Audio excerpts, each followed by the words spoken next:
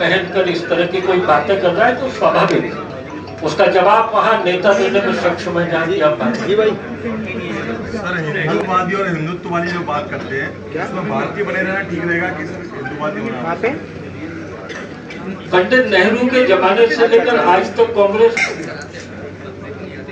अगर हम राष्ट्रवादी होते, और राष्ट्रवादी और हिंदुत्ववादी में कोई फर्क नहीं है, पर्यायवाची शब्द है। हिंदुत्ववादी का मतलब हो मातृभूमि को चंदन मानना। अगर मातृभूमि को चंदन मान दे तो अपनी माँ के 2 टुकड़े कांग्रेस नहीं कराते 14 अगस्त 47 में। इसलिए आज बहुत बड़ी जरूरत है कि हम जिस राष्ट्रवाद के पथ पर चल रहे हैं मोदी जी के नेतृत्व में, जिसके कारण दुनिया की महाशक्तियां हमारे सामने हाथ जोड़कर खड़ी हैं, जिस कारण दुनिया के देशों के राष्ट्र प्रमुख मोदी जी के पैर छूने के लिए दौड़ रहे हैं, वो इसी का नतीजा है, राष्ट्रवाद का ही परिणाम है। दूसरा, हिंदुत्व और राम मंदिर का पेटेंट भाजपा ने करा रखा है। दूसरा सवाल ये है कि भाजपा हमेशा राम मंदिर की बात करती आ रही है पिछले 4-5 दिन से। इस बार विधानसभा चुनाव में मेन मुद्दा क्या है? 18 साल से आपकी सरकार थी, क्या विकास के कारण? देखिए, विकास जो हमारी पार्टी है, वो पार्टी शुरू से ही मध्य प्रदेश में डेवलपमेंट। सवाल ये है आपसे कि महाराष्ट्र के चूंकि आप सह प्रभारी भी लगातार वो मराठा आरक्षण की मांग चल रही है और इसकी वजह से उपद्रव की घटनाएं सामने आ रही हैं, सरकार इसको कंट्रोल क्यों नहीं कर पा रही? देखिए, महाराष्ट्र में सरकार मराठा समाज की भावनाओं के साथ है और आंदोलनकारियों ने सरकार को जो समय दिया है उसमें न्यायिक बाधाएं बाद में ना आए, ऐसा रास्ता निकलकर उसका समाधान होगा। ये डेमोक्रेसी है और डेमोक्रेसी में कोई भी मानवीय आंदोलन जो होते हैं उसको हैंडलिंग करना ये सरकार का बड़ा संवेदनशील काम होता है और उस पर लगभग नियंत्रण पाया जा चुका है। राम मंदिर का विषय केवल मध्य प्रदेश के लिए है कि सभी विधानसभा राज्यों में जाने चुनाव हो रहे हैं? हमास को लेकर श्रद्धांजलि सभा एक एक करके राम मंदिर आप क्या कहना चाहेंगे? देखिए, ऐसा है, अभी से कुछ ही समय बाद अयोध्या जी में बहुत बड़ी घटना इतिहास की होने वाली है। 5 सदी बाद श्री राम लला जी भव्य मंदिर में विराजमान होने वाले हैं। चूँकि देश में इतना बड़ा घटनाक्रम हो रहा है लाखों बलिदानों के बाद, और एक ऐसा सपना पूरा हो रहा है जिस सपने को पूरा करने में हमने राजनीतिक दल के कार्यकर्ता के नाते भी खून बहाया, पसीना बहाया, जेलें काटी, तो हम तो भारतीय जनता पार्टी के लोग खुशियां मनाएंगे और चुनाव में भी राम मंदिर का पोस्टर लगेगा, डंके की चोट पर लगेगा, क्योंकि वो राष्ट्र के सम्मान का स्मारक है, संप्रदाय का मुद्दा नहीं है। इसमें कांग्रेस अगर दुखी हो रही है, भाई ठीक है, उसने मंदिर बनने में वकील भी खड़े किए, रास्ते में रोड़े डाले, कार सेवकों का संघार हुआ, उस समय मौन रहकर समर्थन किया गोलीबारी का, लेकिन अब तो कम से कम अपशकुन नहीं करना चाहिए। पर मैं कहता हूं कि अगर कांग्रेस को ये लग रहा है कि भारतीय जनता पार्टी राम मंदिर का लाभ ले रही है, तो वो अपने मॉडल बाबरी ढांचे का फोटो लगाकर अपने नेताओं का रोदन करते हुए फोटो लगाए, वोट मांगे बाबर के वंशजों से। हम कांग्रेस को कब रोक रहे हैं?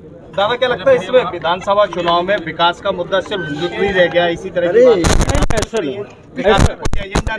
ऐसा नहीं है।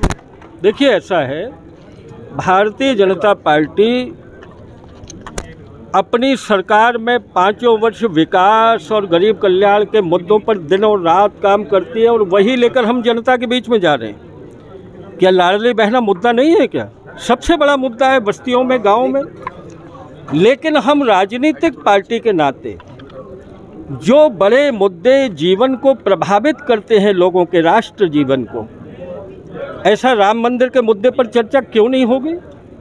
आज हमास आतंकवादी संगठन है अंतर्राष्ट्रीय, 1400 निरपराध इजरायलियों की मृत्यु हुई है उसकी गोलियों से।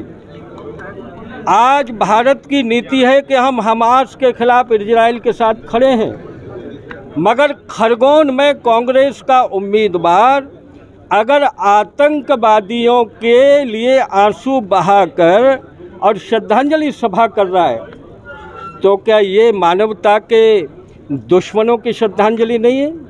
क्या ये भारत की सरकार की नीति के खिलाफ आतंकवाद के पक्ष में खड़े होने का एक देश विरोधी कृत्य नहीं है? ये मुद्दा बनेंगे और मुद्दा बनने चाहिए। दादा, महाराष्ट्र जल रहा है आरक्षण की आग में, क्या कहना चाहेंगे आप महाराष्ट्र के साथ? देखिए, महाराष्ट्र में ऐसा है, वहाँ की सरकार ने, वहाँ के मुख्यमंत्री जी ने, डिप्टी चीफ मिनिस्टर फडणवीस जी ने बहुत संवेदनशील मुद्दे में आंदोलनकारियों से चर्चा की है। उन्होंने समय दिया है 2 जनवरी तक का, और मुझे उम्मीद है कि 2 जनवरी तक न्याय प्रक्रिया की सारी बाधाओं को दूर करते हुए उनके पक्ष में कुछ न कुछ ऐसा होगा कि मराठा समाज के साथ जरूर हम न्याय कर पाएंगे। 5 नवंबर को अक्षत पूजन कांग्रेस की मध्य प्रदेश में जय और वीरू की जोड़ी का मुद्दा छाया हुआ है। पूरे सीएम साहब ने बोला, नरेंद्र सिंह जय वीरू को लेकर ज्योतिरादित्य सिंधिया ने कहा कि कमलनाथ और दिग्विजय सिंह जय वीरू है। नरेंद्र सिंह तोमर ने कहा कि शिवराज और नरेंद्र सिंह बहुत पहले से जय वीरू है। एक जगह जय वीरू को विलेन बताया जा रहा है, एक जगह देखिए शिवराज जी ने चुटकी लेते हुए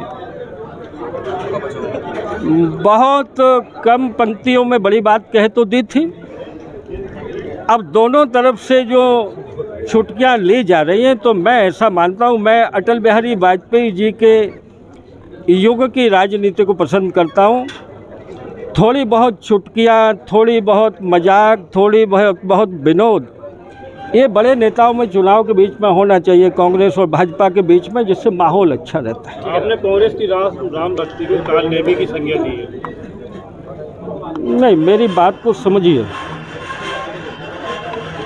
कांग्रेसी नेता चुनाव के पहले हनुमान चालीसा, राम कथा, कांग्रेस के बड़े नेताओं का चंदन लगाने, मंदिरों पर जाना, ये सब किया तो लोगों को लगा कि शायद ये राम के काज में बाधा नहीं बनेंगे, इनकी राम भक्ति दिखाई दे रही है। उसी तरह दिखाई दी जैसे हनुमान जी आकर्षित हुए कि कोई राम नामी ओढ़कर बैठा है जब वो लंका जा रहे थे। लेकिन हनुमान जी जब उनके पास गए और असली रूप प्रकट किया कालनेमी ने, तो वो तो रास्ता रोकने वाला राम भक्त निकला।